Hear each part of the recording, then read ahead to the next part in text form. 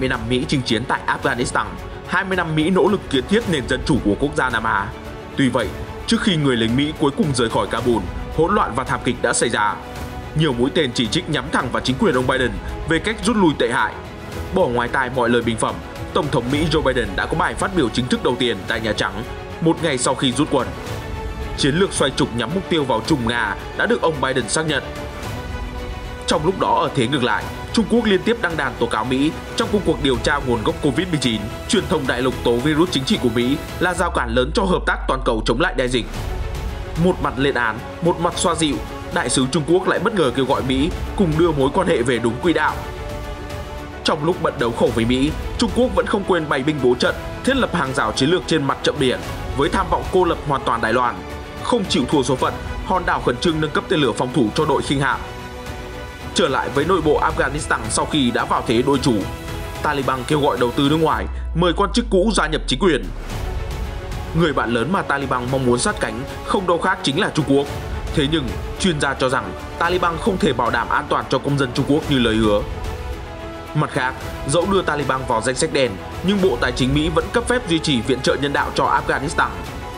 Qatar trong lúc này lại lên tiếng cảnh báo Afghanistan sẽ càng sa lầy nếu Taliban bị cô lập.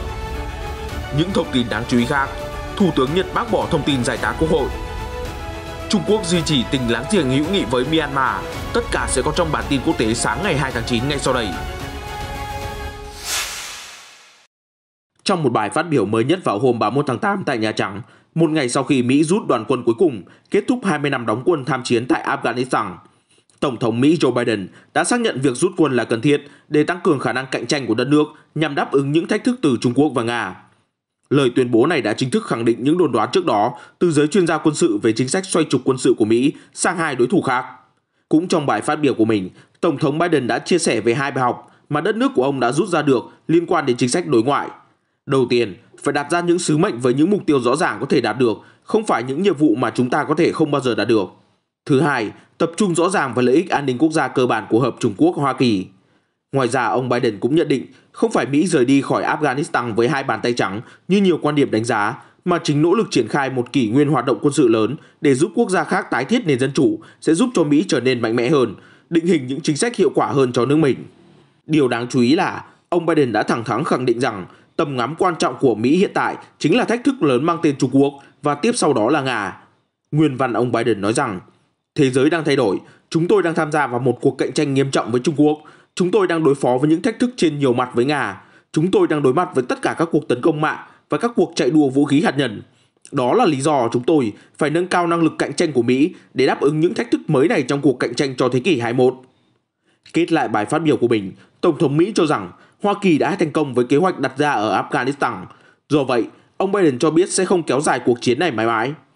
Theo Nikkei Asia, mặc dù Tổng thống Biden đang tìm cách khép lại những ồn ào xoay quanh cuộc chiến ở Afghanistan và chuyển sự chú ý sang cuộc cạnh tranh với Trung Quốc, nhưng vẫn có những nghi vấn và đánh giá từ trong nội bộ Mỹ về cách xử lý của ông, ngay cả từ Đảng Dân Chủ. Hạ nghị sĩ Susan Wynn, đảng viên Đảng Dân Chủ từ Pennsylvania và là thành viên của Ủy ban Đối ngoại Hạ viện, đã tweet vào tuần trước sau khi 13 quân nhân Hoa Kỳ thiệt mạng trong cuộc tấn công tại sân bay Kabul rằng quá trình sơ tán dường như đã bị xử lý sai một cách nghiêm trọng. Ở thế ngược lại, một bài bình luận trên truyền hình Trung ương Trung Quốc CMG hôm 31 tháng 8 đã nhận định rằng việc Hoa Kỳ không ngừng lan truyền loại virus chính trị đang gây trở ngại lớn cho việc hợp tác chống lại đại dịch toàn cầu, cũng như cản trở tiến trình truy tìm nguồn gốc khoa học của coronavirus. Nội dung chi tiết bài bình luận như sau. Gần đây, các cơ quan tình báo Hoa Kỳ đã bịa ra một báo cáo truy tìm nguồn gốc Covid-19, chủ đích là bôi nhọ Trung Quốc bằng cách cáo buộc Bắc Kinh cản trở cuộc điều tra toàn cầu và kêu gọi quốc tế gây áp lực chính trị tại quốc gia châu Á. Hoa Kỳ hiện đang là nước nhận thất bại ê chề trong việc ứng phó với dịch bệnh và vẫn đang đối mặt với đợt lây lan virus tồi tệ nhất. Làm sao Nhà Trắng có đủ tư cách đại diện cho cộng đồng quốc tế? Gần đây, hơn 80 quốc gia đã gửi thư cho Tổng Giám đốc WHO để đưa ra tuyên bố hoặc gửi công hàm phản đối các nỗ lực chính trị hóa. Các nước này đều thống nhất tôn trọng các báo cáo của nhóm nghiên cứu chung WHO Trung Quốc. Chưa dừng ở đó, hơn 30 đảng phái chính trị, tổ chức xã hội và các tổ chức tham vấn từ hơn 100 quốc gia và khu vực cũng đã đệ trình một tuyên bố chung lên Ban thư ký WHO phản đối việc chính trị hóa nguồn gốc Covid-19. Những điều này cho thấy là minh chứng cho sự đồng thuận của quốc tế đối với vấn đề truy tìm nguồn gốc coronavirus. Thế nhưng, Mỹ vẫn ra sức đổi trắng thay đen, gắn ghép trách nhiệm cho Trung Quốc và gò ép thế giới gây áp lực lên Trung Quốc. Trên thực tế, ngay từ đầu, cộng đồng quốc tế đã biết rằng việc chính phủ Hoa Kỳ ra lệnh cho cộng đồng tình báo của mình truy tìm nguồn gốc virus chỉ là một trò hề chính trị nhằm lấp liếm cho những yếu kém trong phòng chống dịch của Mỹ, cũng như âm mưu lan truyền virus chính trị cho toàn thế giới. Và điều này đang làm xấu đi bầu không khí hợp tác quốc tế chống lại đại dịch. CMG còn cho rằng tồi tệ hơn đó là việc Hoa Kỳ không ngừng gán Trung Quốc với nguồn gốc virus sẽ làm trầm trọng thêm sự phân biệt chủng tộc và thù hằn lên toàn thế giới. Theo Cable News Network CNN, các nhà lãnh đạo người Mỹ gốc Á lo ngại rằng các báo cáo của tình báo Mỹ sẽ là mồi lửa cho nhiều cuộc bạo lực bài trừ người châu Á. Kết bài, CMG kêu gọi cộng đồng quốc tế không thể để Mỹ mặc sức lây lan virus chính trị mà cần chung tay bài trừ tư tưởng đó, tập trung kiểm soát dịch bệnh và đưa việc nghiên cứu truy xuất nguồn gốc COVID-19 trở lại là vấn đề của khoa học. Giữa lúc căng thẳng chất chồng hôm 31 tháng 8, Đại sứ Trung Quốc tại Mỹ Tần Cường đã có bài phát biểu quan trọng nhằm hàn gắn những rạn nứt giữa hai nước trong thời gian qua. Trong đó, ông kêu gọi Washington và Bắc Kinh tìm cách lèo lái mối quan hệ song phương đi đúng hướng, hòa hợp hơn là đối đầu vì lợi ích của hai dân tộc và thế giới. Cụ thể, ông Tần cảnh báo rằng mối quan hệ Mỹ-Trung đang sa lầy nghiêm trọng. Một số chính trị gia Hoa Kỳ đã đánh giá sai về chiến lược của Trung Quốc và có niềm tin sai lầm về triển vọng phát triển mối quan hệ giữa hai bên. Ông nhấn mạnh, hợp tác giữa hai cường quốc không hề bị mai một bởi cạnh tranh và đối đầu.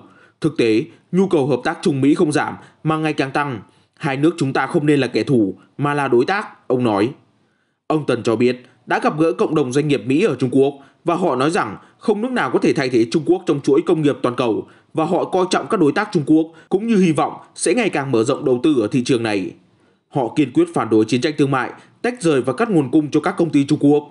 Họ lo lắng khi quan hệ Mỹ-Trung ngày càng xấu đi. Vị đại sứ dẫn lời đại diện doanh nghiệp Mỹ. Ông nhấn mạnh các kế hoạch và chính sách của Trung Quốc được đề ra để mang lại hạnh phúc cho người dân Trung Quốc. Bắc Kinh chưa bao giờ đặt mục tiêu vượt mặt Mỹ hay theo đuổi vị thế bá chủ toàn cầu. Vị đại sứ khẳng định, chúng tôi vui mừng khi thấy nước Mỹ vẫn thịnh vượng, mạnh mẽ và đóng góp nhiều hơn cho hòa bình và ổn định thế giới. Tôi tin rằng cả hai nước đều có thể hưởng lợi từ sự phát triển và thịnh vượng của đối phương. Tôi hy vọng các chính trị gia Mỹ sẽ nghiêm túc xem xét việc trấn áp Trung Quốc có thực sự đem lại lợi ích cho chính nước Mỹ hay không. Ai có thể gánh chịu hậu quả tai hại cho Trung Quốc, Hoa Kỳ và thế giới nếu căng thẳng lên đến đỉnh điểm, ông Tần nói thêm. Vị đại sứ cho rằng hai quốc gia vốn có hệ thống chính trị, văn hóa và giai đoạn phát triển khác nhau. Trung Quốc và Mỹ nên tìm cách hòa hợp trong hòa bình. Điều đó đòi hỏi hai bên phải thể hiện sự tôn trọng lẫn nhau, duy trì đối thoại và kiểm soát sự khác biệt, xóa bỏ những xáo trộn và tập trung vào hợp tác song phương cùng có lợi. Không chỉ mạnh mẽ khẩu chiến với Mỹ, có thông tin Trung Quốc còn đang chuẩn bị hạ thủy hàng loạt tài khí khủng để bao vây triệt để vùng biển mà mình tuyên bố chủ quyền, thậm chí là để thực thi chiến lược cô lập hòn đảo Đài Loan. Trước những thách thức ngày càng gia tăng từ phía bên kia eo biển, Hải quân Đài Loan cũng tiết lộ sẽ nâng cấp 6 khinh hạm lớp Cang Đình bằng cách lắp đặt các hệ thống tên lửa mới để hỗ trợ khả năng phòng thủ trên không và phòng thủ tên lửa. Chương trình có tổng chi phí lên tới 43,15 tỷ Đài tệ, tương đương 1,55 tỷ đô la, đã được mô tả trong tài liệu ngân sách năm 2022 do cơ quan phòng vệ Đài Loan đệ trình mới đây. Về chi tiết kế hoạch thay thế, tên lửa Sea Chapara được trang bị trên các tàu khu trục nhỏ khoảng 20 năm sẽ được thay thế bằng hệ thống tên lửa Sea Sword 2 do Viện Khoa học và Công nghệ Trung gian Đài Loan NCSIST phát triển. Theo kế hoạch, việc nâng cấp đã được cấp ngân sách cho giai đoạn từ năm 2021 đến năm 2030. Hệ thống tên lửa mới không có góc nhô ra khỏi tàu sẽ phù hợp với thiết kế tàng hình của loại tàu khu trục nhỏ Cang Đình mà quân đội Đài Loan đang sử dụng. 6 khinh hạm lớp Cang Đình được mua từ Pháp vào đầu những năm 1990, khi đó chúng được gọi là khinh hạm Lafayette. Tên lửa Sea Sword 2 là một loại tên lửa phòng không hoạt động với radar dẫn đường tập trung, đã hoàn thành thử nghiệm vào đầu năm nay. Nó có thể tấn công đồng thời với tên lửa chống hạm và các mối đe dọa từ máy bay, cho phép mang lại sự cải tiến đáng kể so với khả năng phòng thủ hiện tại của hệ thống tên lửa cũ trên các khinh hạm. Trở lại với nội bộ Afghanistan, một ngày sau khi hoàn toàn vắng bóng quân đội nước ngoài tại lãnh thổ đất nước, Taliban đã bắt đầu đưa ra những chính sách đối ngoại đầu tiên với việc họ hoan nghênh đầu tư nước ngoài vào Afghanistan và tuyên bố chính phủ mới của Afghanistan sẽ tìm kiếm mối quan hệ bình đẳng và thân thiện với các nước khác. Nhận xét trên được đưa ra trong cuộc họp báo do Taliban tổ chức tại đài truyền hình quốc gia Afghanistan ở Kabul. Trong cuộc họp báo, phát ngôn viên của Taliban Zabihullah Mujahid trước hết tóm tắt lý do Mỹ rút quân. Ông tin rằng Taliban là nhóm đầu tiên phản đối sự chiếm đóng của các lực lượng nước ngoài ở Afghanistan. Sau một thời gian dài đấu tranh, nhiều chiến binh Taliban đã hy sinh tính mạng của họ và cuối cùng đã đạt được thành quả là sự rút lui hoàn toàn của các lực lượng nước ngoài. Về việc hình thành chính phủ tương lai và sự phát triển của đất nước, ông Mujahid nói rằng Taliban chịu trách nhiệm đối với tất cả các nhóm dân tộc ở Afghanistan và sẽ cam kết duy trì an ninh và thúc đẩy phát triển kinh tế ở Afghanistan. Phát ngôn viên của Taliban cũng nói thêm rằng chính quyền mới mà họ thành lập sẽ dựa trên sự ủng hộ của người dân Afghanistan hơn là dùng vũ lực, thứ mà họ đã triển khai để giành quyền kiểm soát thần tốc gần như tất cả các khu vực trên đất nước chỉ trong 10 ngày. Sau khi giành được độc lập về chính trị, Afghanistan cũng cần độc lập về kinh tế. Ông Mujahid tiết lộ rằng một số quốc gia đã liên hệ với Taliban và bày tỏ quan tâm đầu tư vào Afghanistan và Taliban sẽ tạo ra một môi trường an toàn cho đầu tư nước ngoài. Không những vậy, ông Mujahid thừa nhận rằng Taliban còn có thể có một số khác biệt về chính trị với các nhóm và các phe phái khác, nhưng ưu tiên của Taliban là lợi ích của đất nước và người dân. Do vậy, Taliban muốn tạo ra bầu không khí thân thiện với tất cả các đảng phái trong nước, đoàn kết tất cả các nhóm chính trị, đồng thời hiện thực hóa sự tham gia của mọi người dân vào việc hình thành chính phủ. Thay mặt Taliban, phát ngôn viên Mujahid mời tất cả các quan chức của chính phủ tiền nhiệm tham gia xây dựng đất nước và phục vụ người dân Afghanistan. Về phía chính sách đối ngoại trong tương lai của Afghanistan, Enamullah Shamagani, thành viên Ủy ban Văn hóa của Taliban nói rằng nước này sẽ từ chối mọi sự can thiệp của nước ngoài và mong muốn thiết lập quan hệ ngoại giao bình đẳng và hữu nghị với các nước láng giềng, cũng như các nước khác trong khu vực và trên toàn cầu. Tuy vậy, ông Salman Ghani lặp lại lời cảnh báo, bất kỳ ai cố gắng chiếm đóng Afghanistan sẽ phải trả giá đắt. Trong chính sách kêu gọi đầu tư nước ngoài, người bạn lớn mà Taliban đang trông đợi giúp đỡ xây dựng lại Afghanistan chính là Trung Quốc. Tuy vậy, các nhà phân tích cảnh báo rằng không có gì đảm bảo Taliban có thể thực hiện những lời hứa bảo vệ an toàn cho công dân nước ngoài. Cụ thể, Taliban đã tuyên bố sẽ bảo vệ các công dân nước ngoài đang giúp đỡ tái thiết và cam kết ngăn chặn đất nước một lần nữa trở thành nơi trú ẩn cho những kẻ khủng bố. Về phía Trung Quốc, mặc dù nước này không chính thức xác nhận Taliban là chính phủ hợp pháp của Afghanistan, nhưng Trung Quốc là một trong những nước đầu tiên thiết lập liên lạc với nhóm này. Một phái đoàn cấp cao của Taliban đã đến Thiên Tân vào tháng 7 để gặp Bộ trưởng Ngoại giao Trung Quốc Vương Nghị. Hôm thứ Ba 31 tháng 8, người phát ngôn Bộ Ngoại giao Trung Quốc Uông Văn Bân cho biết người dân Afghanistan đã mở ra một khởi đầu mới cho hòa bình và tái thiết quốc gia và Afghanistan đã bước sang một trang mới. Thế nhưng các chuyên gia quân sự đưa ra một thực trạng cần phải nhìn nhận, đó là bản thân Taliban đang bị xáo trộn bởi các tranh chấp nội bộ giữa các phe phái khác nhau và có thể đấu đá lẫn nhau để giành quyền kiểm soát đất nước. Nishank Mokwani, một nhà phân tích độc lập về các vấn đề Afghanistan cho biết, bây giờ Taliban đã nắm quyền, thách thức về cách họ cai trị sẽ phức tạp vô cùng. Do đó, Trung Quốc và các quốc gia khác thể hiện sự quan tâm tham gia hỗ trợ Taliban, không thể chắc chắn về việc liệu Taliban có thể thực hiện những gì đã hứa hay không. Nhà phân tích Mokwani cảnh báo sẽ là một tính toán sai lầm và phải trả giá đắt đối với Trung Quốc hoặc các quốc gia nước ngoài khác khi cho rằng công dân của họ sẽ nhận được sự bảo vệ của Taliban. Bởi theo Farhan Jafari, Phó Giám đốc Cơ quan Thần học Hồi giáo có trụ sở tại Anh cho biết, một số phần tử cực đoan hơn có thể không hài lòng với thái độ thực dụng của giới lãnh đạo Taliban, có khả năng đào tẩu sang nhà nước Hồi giáo Khorasan, gọi tắt là ISK. Nhóm khủng bố được cho là đứng đầu sau vụ đánh bom tại sân bay Kabul, khiến ít nhất 92 người thiệt mạng, trong đó có 13 quân nhân Hoa Kỳ. Ông Jafari cho biết, trong tương lai, công dân Trung Quốc có thể trở thành mục tiêu của các nhóm cực đoan. Mặc dù đã hoàn toàn rời khỏi quốc gia Nam Á, chính quyền Tổng thống Joe Biden vẫn cam kết sẽ giúp đỡ 100 đến 200 công dân Hoa Kỳ còn lại ở Afghanistan có ý định rời đi. Trước đó, Nhà Trắng đã công bố số liệu cho thấy 98% người Mỹ muốn rời khỏi Afghanistan đã được giúp đỡ, bao gồm 5.500 người Mỹ, cùng với hàng nghìn công dân và nhà ngoại giao từ các nước đồng minh, cũng như 2.500 nhân viên làm việc tại Đại sứ quán Mỹ và gia đình của họ. Bên cạnh đó, hàng nghìn biên dịch viên người Afghanistan và những người khác đã hỗ trợ Hoa Kỳ cũng đã được giúp đỡ sơ tán. Phát biểu tại Nhà Trắng, ông Biden nói với các phóng viên rằng hầu hết những người Mỹ còn ở lại là có 2 quốc tịch, họ quyết định ở lại vì nguồn gốc gia đình của họ ở Afghanistan. Ông Biden cho biết Ngoại trưởng Mỹ Antony Blinken đang dẫn đầu các nỗ lực ngoại giao liên tục để đảm bảo sự rời đi an toàn cho bất kỳ người Mỹ, người Afghanistan hoặc công dân nước ngoài nào muốn rời khỏi Afghanistan sau cuộc tiếp quản ngày 15 tháng 8 của lực lượng Hồi giáo Taliban. Tổng thống Mỹ nhấn mạnh cộng đồng quốc tế sẽ phải cùng hợp tác để buộc các nhà lãnh đạo Taliban phải chịu trách nhiệm về lời hứa cho phép tự do đi lại. Ông Biden cho biết chính phủ Mỹ đã 19 lần liên lạc với người Mỹ ở Afghanistan kể từ tháng 3 để đề nghị giúp đỡ họ rời khỏi đất nước. Sau khi chiếm thủ phủ Kabul, Taliban đã bị Nhà Trắng chỉ định là tổ chức khủng bố toàn cầu và đưa lực lượng này vào danh sách đen. Hoa Kỳ đang áp đặt đòn trừng phạt khắc nghiệt lên Taliban, bao gồm đóng băng mọi ngân khoản của Afghanistan, cấm người Mỹ giao dịch với lực lượng này. Tuy nhiên, với người dân Afghanistan, Mỹ vẫn duy trì các hoạt động viện trợ nhân đạo trong bối cảnh khủng hoảng chất chồng. Một quan chức giấu tên cho biết, Bộ Tài chính Hoa Kỳ đã cấp giấy phép để các cơ quan chính phủ Mỹ và các đối tác có thể tiếp tục cung cấp thực phẩm, thuốc men cùng nhiều gói tài trợ khác cho người dân quốc gia Nam Á, bất chấp các lệnh trừng phạt của Hoa Kỳ đối với Taliban. Được biết, giấy phép này được Bộ Tài chính cấp từ thứ Tư tuần trước, 25 tháng 8, và có hiệu lực đến ngày 1 tháng 3, 2022. Theo dữ liệu của Liên Hợp Quốc, hơn 18 triệu người, tương đương khoảng một nửa dân số Afghanistan, đang cần viện trợ. Khoảng 50% số trẻ em Afghanistan dưới 5 tuổi đã bị suy dinh dưỡng cấp tính giữa đợt hạn hán khắc nghiệt. Trước đó, phát ngôn viên Bộ Ngoại giao Mỹ Ned Price cho biết Mỹ sẽ vẫn là một nhà tài trợ rất hào phóng về viện trợ nhân đạo cho người dân Afghanistan và kiên quyết ngăn chặn bất kỳ sự hỗ trợ nào của nước này lọt vào kho bạc của Taliban. Trong khi đó, Ngoại trưởng Qatar Sheikh Mohammed hôm 31 tháng 8 đã cảnh báo rằng việc cô lập Taliban có thể dẫn đến nhiều nguy cơ bất ổn hơn nữa và kêu gọi quốc tế thiết lập quan hệ với lực lượng này theo đường lối cứng rắn, ưu tiên giải quyết các vấn đề an ninh và kinh tế xã hội ở Afghanistan.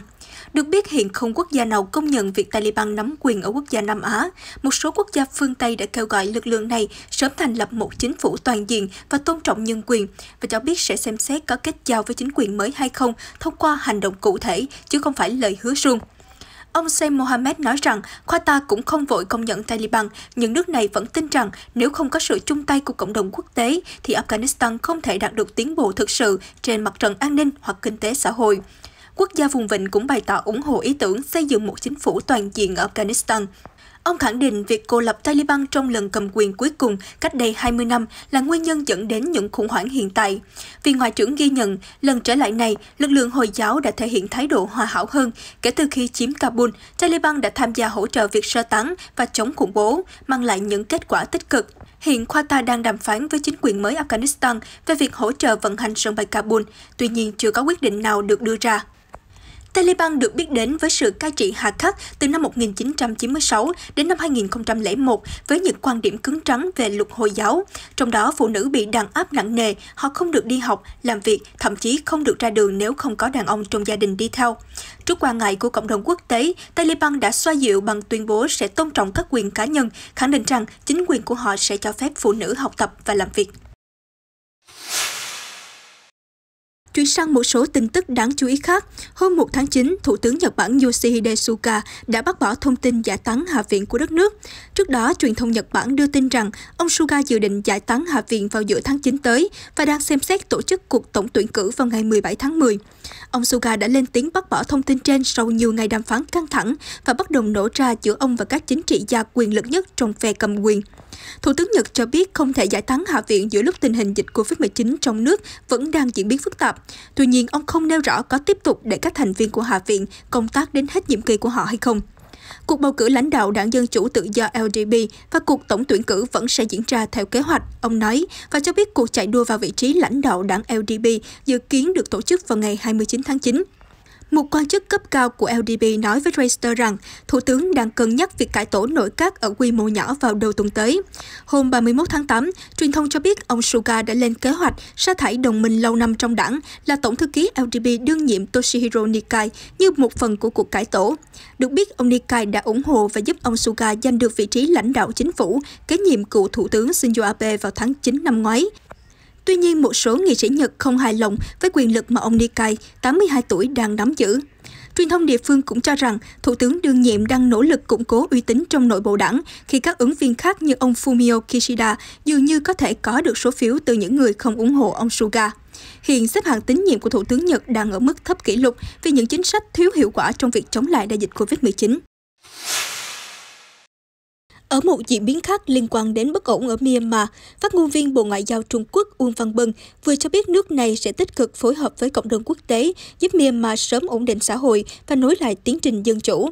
Bình luận về chuyến thăm gần đây của đặc phái viên Trung Quốc về các vấn đề châu Á Sun Guoxiang đến Myanmar từ ngày 21 đến 28 tháng 8, ông Uông cho biết trong khuôn khổ chuyến thăm, ông Sun đã hội đàm với Thượng tướng Min Aung Hlaing, Ngoại trưởng Win Nam Ang Quyên và Bộ trưởng Văn phòng Chính phủ tướng Yap Giang. Ông Sun đã trao đổi với các nhà lãnh đạo lâm thời của Myanmar về cục diện chính trị ở nước này, cũng như việc tăng cường hợp tác chống lại đại dịch COVID-19. Ông Uông khẳng định Trung Quốc-Myanmar vẫn duy trì tình láng giềng hữu nghị và nhấn mạnh chính sách hữu nghị của Trung Quốc đối với Myanmar là dành cho tất cả người dân Myanmar. Chúng tôi hy vọng rằng các đảng chính trị ở Myanmar sẽ nhất trí hành động vì lợi ích lâu dài của đất nước và người dân, đồng thời tìm kiếm một giải pháp thích hợp thông qua đối thoại chính trị trong khuôn khổ hiến pháp và pháp luật, ông nói. Ông Uông cho biết Trung Quốc tích cực ủng hộ sự hợp tác của Myanmar với Hiệp hội các quốc gia Đông Nam Á ASEAN trong việc thực hiện 5 điểm về Myanmar mà ASEAN đã đạt được và phản đối sự can thiệp quá mức từ các quốc gia bên ngoài. Đồng thời, ông cũng khẳng định Trung Quốc sẽ tiếp tục hỗ trợ Myanmar chống lại đại dịch COVID-19, tăng cường bảo vệ sức khỏe và sự an toàn của người dân hai nước. Trong một thông tin đáng chú ý cũng liên quan đến Hoa Kỳ, quân đội nước này vừa thông báo một chiếc trực thăng của Hải quân Hoa Kỳ đã gặp nạn ngoài khơi bờ biển San Diego. Các hoạt động tìm kiếm và cứu hộ hiện đang được tiến hành. Cập nhật chi tiết về chiếc máy bay gặp nạn. Đây là máy bay trực thăng MH-60S đã lao thẳng xuống biển ngoài khơi San Diego, California, khi đang thực hiện hoạt động bay thường lệ. Hạm đội Thái Bình Dương của Mỹ xác nhận vào hôm thứ Ba ngày 31 tháng 8. Theo báo cáo từ lực lượng bảo vệ bờ biển Mỹ, một thành viên phi hành đoàn của trực thăng MH-60S đã được cứu, trong khi 5 người khác lo sợ mất tích. Chiếc trực thăng đã ở trên tàu sân bay USS Abraham Lincoln và bị rơi sau khi cất cánh từ tàu. Không có thông tin nào được cung cấp cho đến nay liên quan đến thương vong có thể xảy ra. Giao thông hàng hải cho biết, một số tàu chiến của Hải quân Hoa Kỳ đã tham gia hỗ trợ các hoạt động tìm kiếm và cứu nạn trong khu vực. Kết thúc bản tin hôm nay, hãy cập nhật về tình hình bang Louisiana ở Hoa Kỳ, nơi vừa hứng chịu cơn bão mạnh thứ 5 đổ bộ. Theo Reuters, Ida đã càn quét qua khu vực này vào Chủ nhật, ngày 29 tháng 8, với sức mạnh của một cơn bão cấp 4. Đây cũng là ngày đánh dấu tròn 16 năm sau thảm họa bão Katrina khiến 1.800 người tử vong ở New Orleans. Trong một số vùng của Louisiana bị bão tàn phá, một số cư dân đã mất tất cả mọi thứ, trừ ký ức kinh hoàng của họ. Tại thị trấn Bayou của Golden Meadow, cách Baton Rouge khoảng 185 km về phía nam, James Serigna đã mất cả ngôi nhà lẫn chiếc thuyền chứa đựng tất cả kỷ niệm tuổi thơ với cha mẹ sau cơn bão Ida. Hiện giờ, anh ấy thậm chí không thể nhớ nổi những gì mình đã mất. Anh ấy đã rơi nước mắt và chia sẻ ngắn gọn, thật đau lòng. Cư dân ở miền nam Louisiana đang phải gồng mình sống trong cảnh thiếu điện và nước, dự kiến sẽ kéo dài trong nhiều tuần tới sau cơn bão Ida, bởi Ida đã tàn phá 8 đường dây điện cao thế làm mất điện ở New Orleans. Không những vậy, các bộ phận của một tháp truyền tải điện đã bị lật xuống dòng sông Mississippi vào đêm Chủ nhật ngày 29 tháng 8. Các quan chức điện lực thậm chí đã nói với các nhà lãnh đạo ở giáo xứ Jefferson trong khu vực rằng tình trạng mất điện có thể kéo dài trong 1 tháng hoặc lâu hơn sau khi các cột điện bị đổ trên toàn quận. Các quan chức cho biết thêm, cơn bão đã giết chết ít nhất 2 người trong bang. Con số thiệt mạng có thể lớn hơn nhiều nếu không có hệ thống đê điều kiên cố xung quanh thành phố New Orleans, nơi đã bị tàn phá bởi cơn bão Katrina 16 năm trước đó. Người ta thường nói, họa vô đơn chí, phúc bất trùng lai, và giờ đây, sau sóng gió từ cơn bão lớn, người dân của các khu vực ở bang Louisiana và Mississippi lại được đăng cảnh báo tiếp tục về tình trạng nắng nóng với nhiệt độ dự báo có thể lên tới 40,6 độ C. Những thông tin vừa rồi đã kết thúc bản tin quốc tế sáng hôm nay. Cảm ơn quý khán giả đã theo dõi. FBNC sẽ tiếp tục cập nhật những tin tức nóng và mới nhất trên thế giới trong những bản tin tiếp theo. Xin chào và hẹn gặp lại!